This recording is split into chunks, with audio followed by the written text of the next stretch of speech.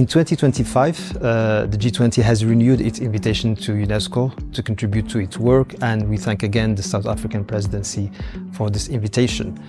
This year also marks a milestone for UNESCO's contribution to the G20 through an active participation and contribution to the Task Force on Artificial Intelligence. We are contributing through innovation, policy dialogue, and expertise. And in particular, we are bringing expertise from the Recommendation on Ethics of Artificial Intelligence. It's a recommendation that has been approved by all of UNESCO member states, and now it's been implemented through readiness assessments and concrete action on the ground. Readiness assessments of over 80 countries, including 29 in the African continent. Moving forward, we are joining forces with the African Union, South African presidency of the G20, and all of the members of the G20 in launching a major initiative called AI for Africa initiative that will shape the global discussions around AI, but also how AI can benefit the population of the African continent. In particular, UNESCO will contribute to training journalists, culture industry, experts on the RR, but also we are contributing to training of African women entrepreneurs through support of the OCP group and the AI movement at the University of Mohammed VI in Rabat. We're also working with the Japanese funding to do more readiness assessments of AI readiness in African continents.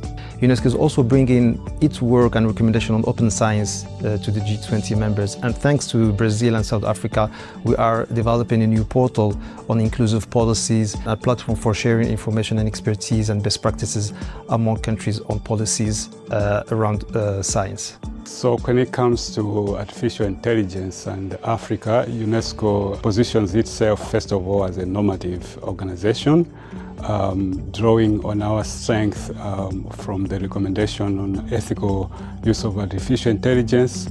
We deploy that knowledge and normative instrument to African countries at the policy level, first of all, to determine their readiness and also to work on their legislative instruments to position the countries on the path towards development using artificial intelligence. But most importantly, also we try to pilot some capacity building initiatives using our partners on the ground, the field offices.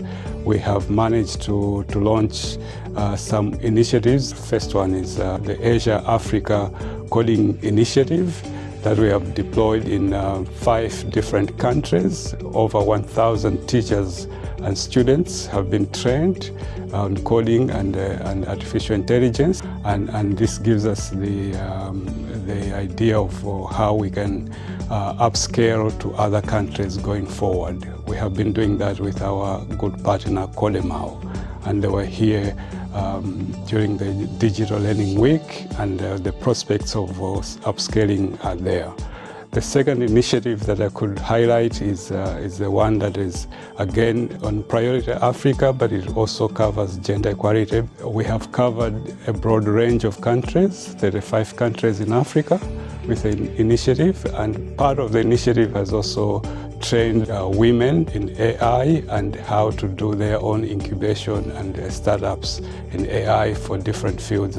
So there is a lot of demand in Africa for UNESCO to continue working on the normative work that we do in AI, policy work, but also to actually do the capacity building projects.